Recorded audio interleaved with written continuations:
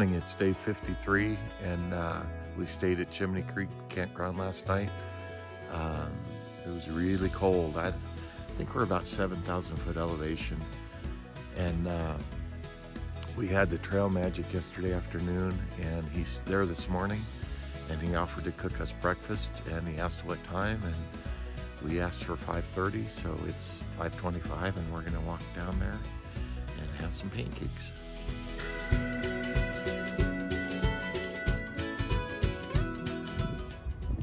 So it's 9 o'clock on day 53. It's really cold. The sun's out. I don't know if you can see it, but there's actually snow flurries right now.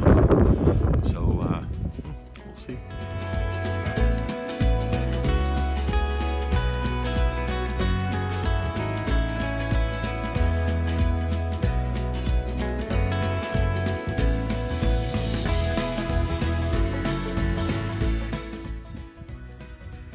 We're at about mile 690, and the landscape is definitely changing. It's starting to turn into the granite of the Sierras.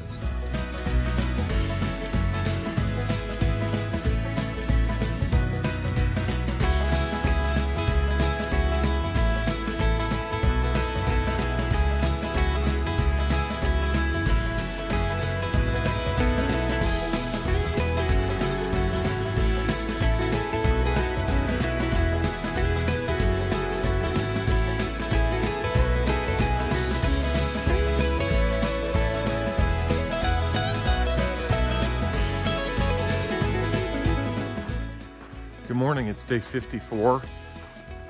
It's about 7:30. We left about 6:30. We got a late start this morning.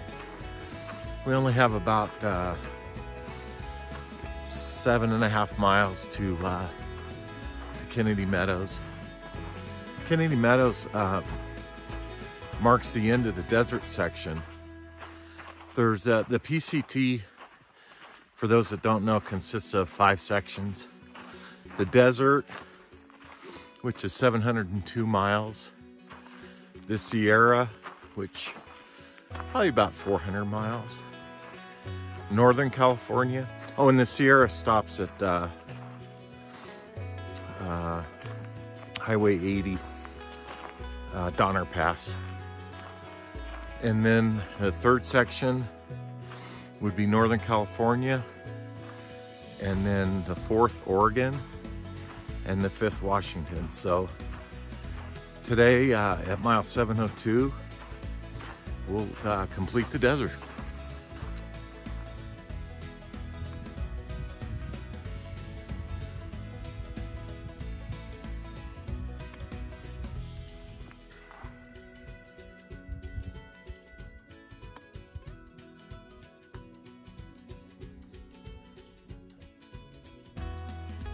This is such a pleasant sight. This is one of the forks of the Kern River. And after 700 miles of dry desert, all this water is great to see. I think our longest water carry was 21 miles, so plenty of water here and for the next 400 miles.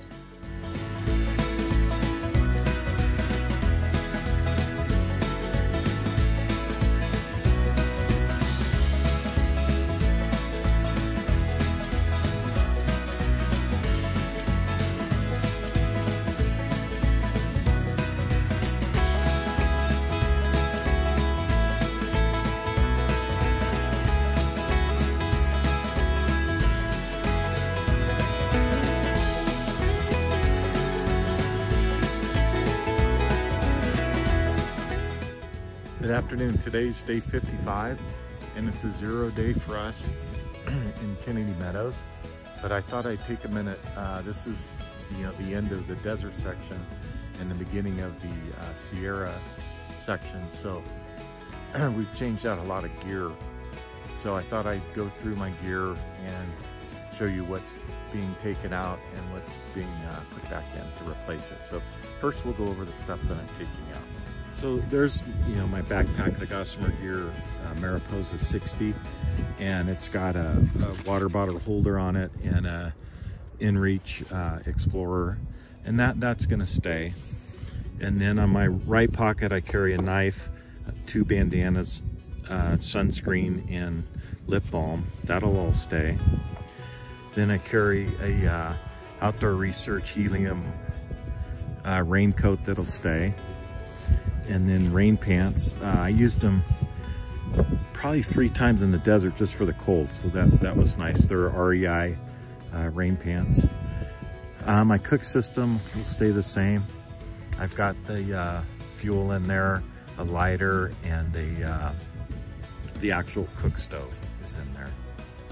And then my toilet kit remains the same. It's got the Deuce of Spades trowel and toilet paper and wipes and hand sanitizer. My water system is going to change. I'll take a second and take that out. So my current water system for the desert consisted of the carrying bag, some spare parts, caps, and then for very shallow water, I use this kind of as a funnel. It's open at this end, and then I could funnel it through there if it was real shallow. Then 2 Cnox, a 2-liter and a 3-liter, and then the filter itself, and then 3 1-liter. So I had the ability to carry 8 liters of water. I think I carried a maximum of 7, which was for a 21 mile water carry. So what I'm going to do for the Sierra section is I'm going to eliminate 2 of the bottles. I'm going to eliminate the 3-liter Cnox. And I'm going to eliminate all of these spare parts because life goes on without the spare parts. I'll figure out what to do. So that'll lighten the load a little bit. For my electronics, everything's going to stay the same.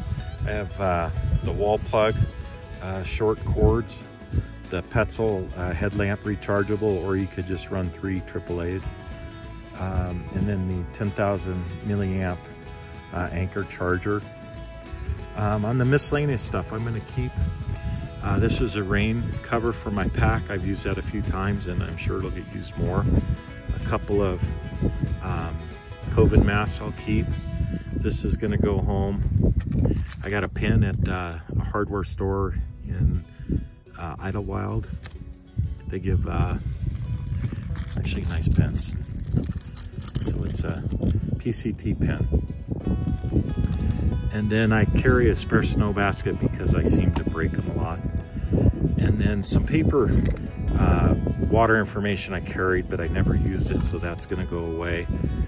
A Bluetooth for the phone, that's going to go back home. And then this trekking pole goes here, and you can put your phone there and take pictures. That's going to go home as well. Then on the toiletries, well, this is my garbage bag. I'll obviously still carry that. The toiletries bag, everything pretty much stays the same in there. Pee bottle, that stays the same. It's cold at night. I don't like getting up. The umbrella is going to go home. It's about 8 ounces, and that'll help save some weight. Used it quite a bit in the sun, and probably could use it for rain showers in the Sierra, but I have the Outdoor Research jacket, plus I could wrap myself in a piece of Tyvek as well. On my clothing, I have the Outdoor Research sun shirt. That's a great shirt. I wear it most of the time, so I'll continue to wear that. It does have a hood, which is nice. Then I have a Go to Town shirt, a Smart Wool short sleeve t-shirt, and I have some 150 long merino wool leggings. Those are going to go home. I have a buff, that'll stay. I have a merino wool 150 long sleeve shirt, that'll go home. I have some possum gloves. I forget the country they're from, but they're really soft. Anyway, those will stay. I had to get new socks, or new sock liners. The Indingi sock liners that I had, both of them wore out and had holes in them. And then the Darn Tough socks, 2 pair of those will stay. This shirt's gonna go home. It's a Columbia sun shirt, and I like wearing it, but it's just not not worth the weight to carry. So it's a little bit of redundancy. And then my clothing bag. And then on the shoes, these have 700 miles on them. They're really worn out. The soles are real soft, so every rock I walked on, I felt.